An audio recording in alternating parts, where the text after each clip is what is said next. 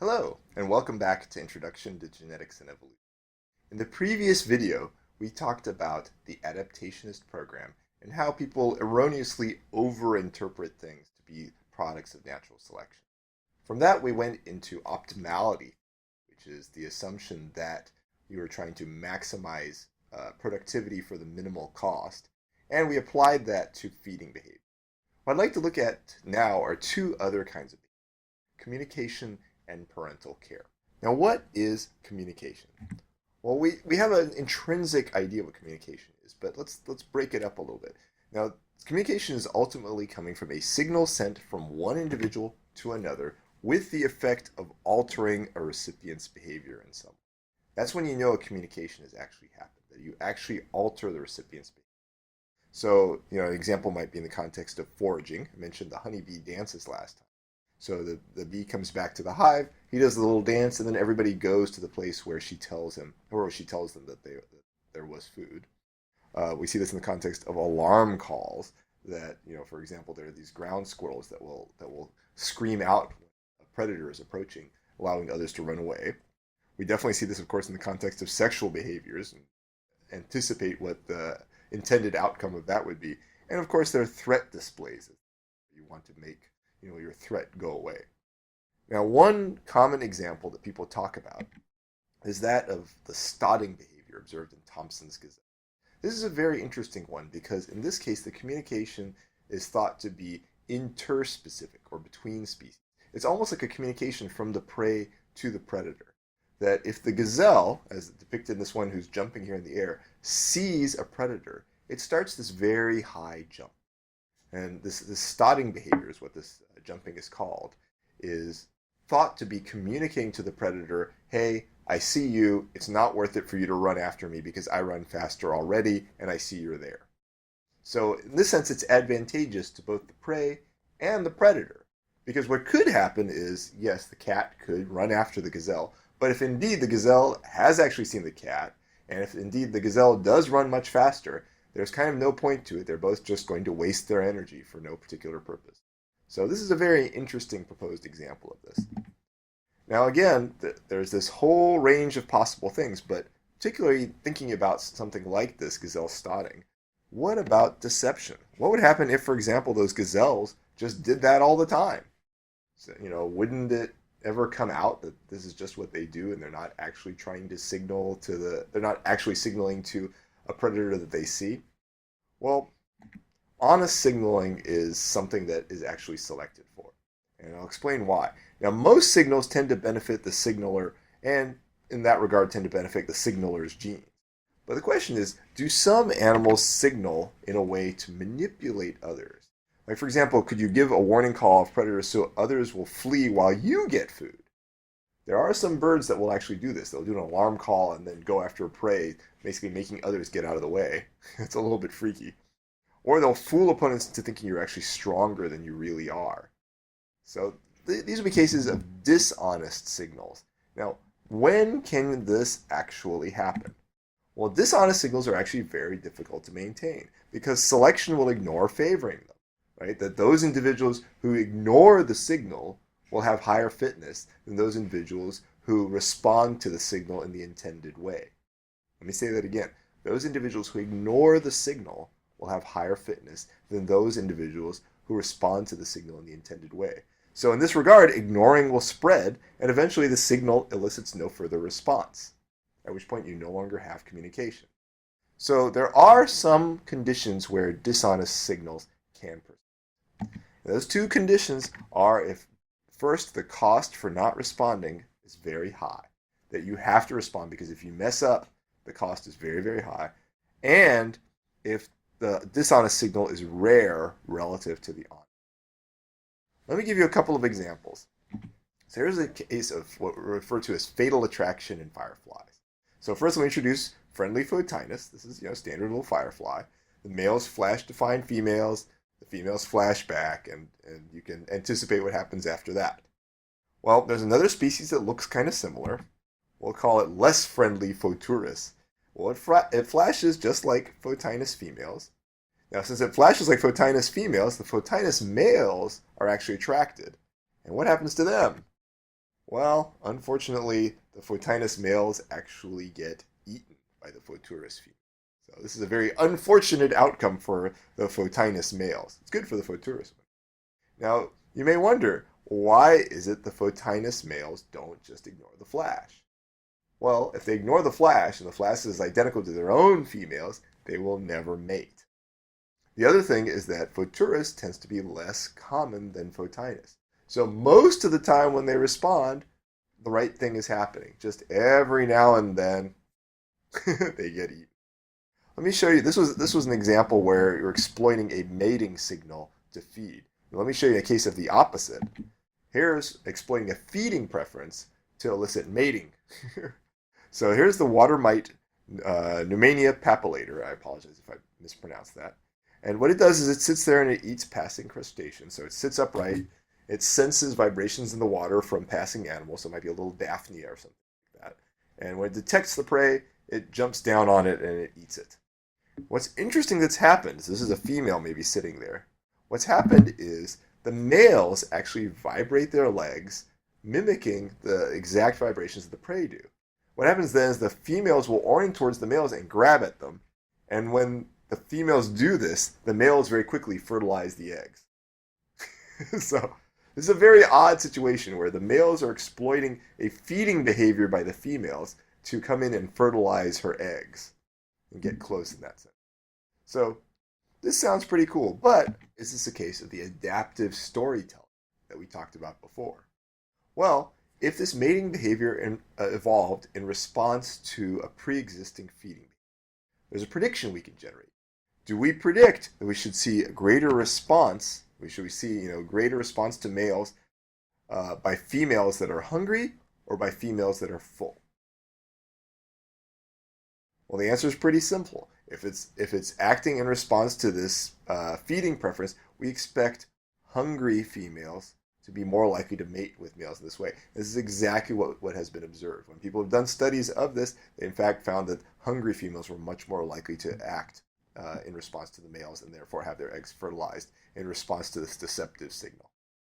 Let me show you another deceptive signal, not in the context of feeding this time. Here's the European common cuckoo. Now, we tend to think of cuckoos as the things in these cute clocks, but in fact, they're not very nice birds. These are referred to as brood parasites. What they do is they don't actually raise their own young. Instead, the cuckoo mom will find a nest of some other species of bird. She will replace some of the host's eggs with her own. So she will roll out a couple of the host's eggs, out of the nest and down onto the ground, put in some of her own eggs. And then what happens, the cuckoo chicks actually hatch earlier, and those cuckoo chicks also often push the host's remaining eggs out of the nest. And then the cuckoo sits there as this huge bird like this guy here, demanding food, and the host comes in and provides it. So there is some sort of dishonest signal here for parental care. Now, a lot of people look at this and they say, they look at that bird there in the picture and they say, how on earth can that mom think that was one of her chicks? Or are the hosts just stupid? The answer is no. This was studied by this fellow here, Neil Davies. So there are two factors that stimulate host birds to feed the cuckoo parasite. First is large size. Large size stimulates that behavior. And these cuckoos are very large in size. They're typically much larger than the hosts. The other thing is, if we look, the begging call rate matches that of the real offspring very well. So these show some sonograms of a reed warbler, which might be one of the hosts for a cuckoo, and this shows the cuckoo chick. And you see, actually, these sonograms match fairly closely. Now, this was actually studied using recorded calls, and often they actually could not distinguish the calls that well of their offspring from the cuckoo offspring. Now, it still seems like the cuckoo that the warblers or the host should be able to figure this out. And maybe they can, but really their options are more limited than it may seem. There's a couple of reasons. Well, first, some warblers will actually try to push the cuckoo eggs out, but will accidentally push their own out at the same time. That's obviously to everybody's disadvantage. Sometimes they'll just abandon the nest altogether, but when they do that, their offspring die too. So that's again a disadvantage. And there's an added disadvantage. This is a newer hypothesis, and that is the mafia hypothesis, that the cuckoo mom will attack nests of birds that eject her eggs. And again, there's some evidence in support of this. The cuckoo mom is watching off on the side, and if you misbehave, She comes in and lets your offspring have it. So these poor birds, they're they're under a lot of pressure. Now, we've talked about these signals that are intended for particular recipients, but sometimes what will happen is signals will be intercepted by unintended recipients and then misused. Now, what we see in this case is that they're in this particular example here, there's predators and parasitoids that home in on signals from the prey. Okay? So here we have an Ormia parasitoid fly. So this little fly that's sitting here on the cricket is an Ormia parasitoid fly. It is tuned into the calling song of these male crickets in Hawaii. And what'll happen is, they'll hear the song, they'll come over onto the male, and they'll force their eggs inside the male. So eventually, the male will die as the Ormia larva comes out. You can see here in this picture below. Now they have very precise eardrums in these Ormia that allow perfect localization of these male crickets. And they're only observed in female Ormia, not male Ormia. So it's very much for the purpose of sticking these eggs inside these male crickets. So this is a bad deal for the crickets. Now, interestingly, in this particular example, the crickets have responded evolutionarily. So between 1991 and 2001, there was a major drop in the cricket population due to these nasty parasitoid Ormia flies. But then this new mutation arose on the X chromosome that made mute male crickets. That basically they chirp very quietly. Now, in doing that, the Ormia can't home in on them. So what we've seen now is the cricket population has rebounded, but nearly all the males are mute. So we might expect here, this shows four possible things, that if the flies are absent, then it's best to have these noisy normal wings, right? Because then you can attract a lot of mates, right? Because you want to call as loud as you can to call mates in. If flies are present, you're going to die, like this dead cricket here. So that would not be good. If you have a mute male, if he's competing with noisy ones, he doesn't do so well in terms of mating, right? If the flies are absent. But if the flies are present, he's going to get some of the mates because nobody's really competing. The ones who sing loudly are all killed off by the Ormia, but he can actually get a couple of these mates. So there's actually an advantage to being mute only in populations where the flies are present, not in populations where the flies are absent. So that's a very, very cool example of an evolutionary response to an intercepted signal by a parasitoid. So, last topic I wanted to cover with you today is parental care. And again, I'll talk about this only very briefly. There are many levels of parental care out there. There's the absolutely no parental care, and that's investment in your offspring ends with indiscriminate release of gametes. And this is again what happens with a lot of marine invertebrates. They just spew out their gametes, and that's it. They never do anything else for their offspring. There are some weak examples of parental care, such as, for example, the strategic laying of eggs in optimal spots. And you see this in fruit flies. And, of course, there's true parental care. We have significant investment, where you have birds, for example, provisioning their young, dogs, most humans, things like that. Now, many of you realize that, especially when we're looking at mammals and birds and things like that, it's females that usually do most of the parental care. Now, the question is why? Why is it the females are more likely to provide food? Why is it females are more likely to be hanging around defending the kids? Well, there are several proposed reasons for this. First is that paternity certainty is often lower than maternity certainty. There's never any doubt who the mom is for the kids because the kids come out of the mom.